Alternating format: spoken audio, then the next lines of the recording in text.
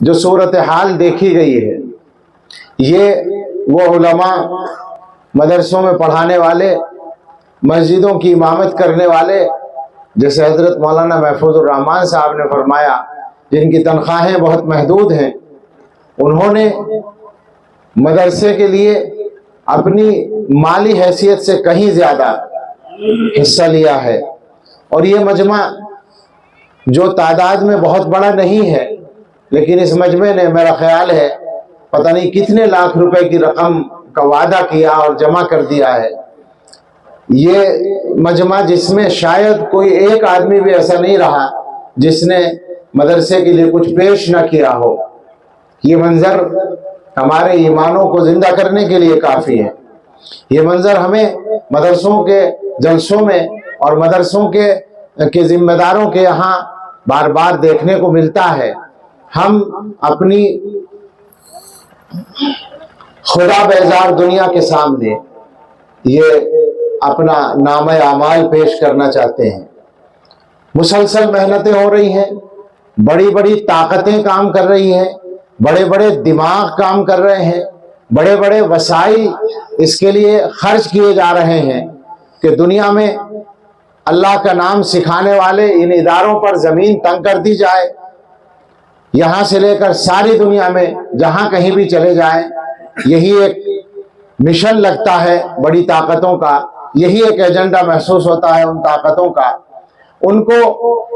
معلوم ہونے کے باوجود، سچائی معلوم ہونے کے باوجود، حقیقت معلوم ہونے کے باوجود، یہ معلوم ہونے کے باوجود کہ یہاں امن سکھایا جاتا ہے، یہاں اللہ کے بندوں کے ساتھ اچھا سلوک کرنا سکھایا جاتا ہے،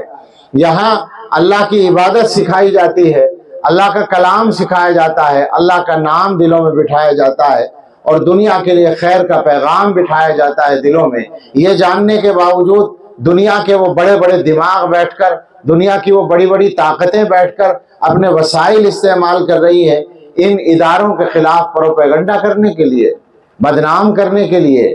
آج صورتحال یہ ہے کہ بڑی آسانی کے ساتھ کوئی آدمی، چاہے وہ سیاسی ہو یا کسی اور میدان کا آدمی ہو، وہ آتا ہے اور آسانی کے ساتھ وہ یہ بک کے چلا جاتا ہے کہ مدرسوں میں دہشت گردی سکھائی جاتی ہے، وہ یہ کہہ کے چلا جاتا ہے کہ دیوبند میں دہشت گردی کا مندر ہے،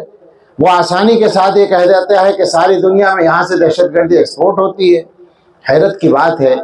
سچائی پر کتنی آسانی کے ساتھ پردہ ڈالنے کی وہ صلاحیت رکھتے ہیں۔ میں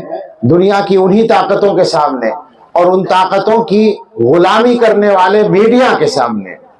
معاف کریں میرا یہ لفظ، لیکن اس سے ہلکا لفظ مجھے ملتا نہیں ہے اس کی ترجمانی کرنے کے لیے، وہ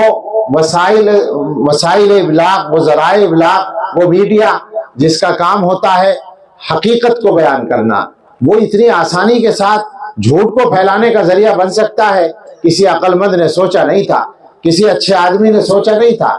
میں اس میڈیا سے بھی، ظاہر ہے بات اس زمانے میں ہر جگہ پہنچتی ہے، میڈیا سے بھی کہنا چاہتا ہوں، اپنے ملک کی طاقتوں سے بھی کہنا چاہتا ہوں، اور وہ عالمی طاقتیں جو اپنے اپنے ملک کے علاوہ دنیا کے ہر ملک کے چھوٹے چھوٹے مسئلوں میں ٹانگ اڑانا اپنا حق سمجھتی ہیں، اور دنیا کے اندر اللہ کا نام لینے والے بندوں پر زمین تنگ کرنے کے لیے اپنی ہر صلاحیت استعمال کر رہی ہیں، ان سب سے یہ چھوٹا سا منہ یہ بڑی بات کہنا چاہتا ہے کہ تم استعمال کر لو اپنی ساری طاقتیں، اور تم استعمال کر لو اپنے سارے وسائل۔ اللہ تعالیٰ نے مسلمانوں کے دلوں میں جو ایمان کی قیمت بٹھا دی ہے کہ یہ غریب مسلمان جس کی آمدنی بہت تھوڑی ہے، جس کو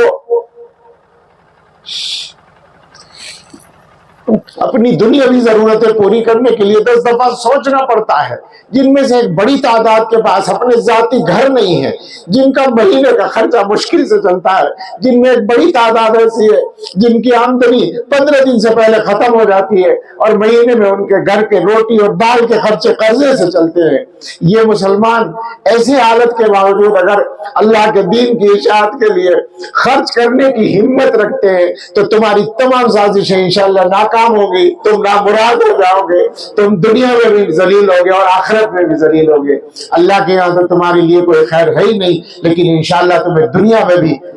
ذلیل ہونا پڑے گا، اور اللہ کا نام لینے والے بندے انشاءاللہ سرخرو ہوں گے۔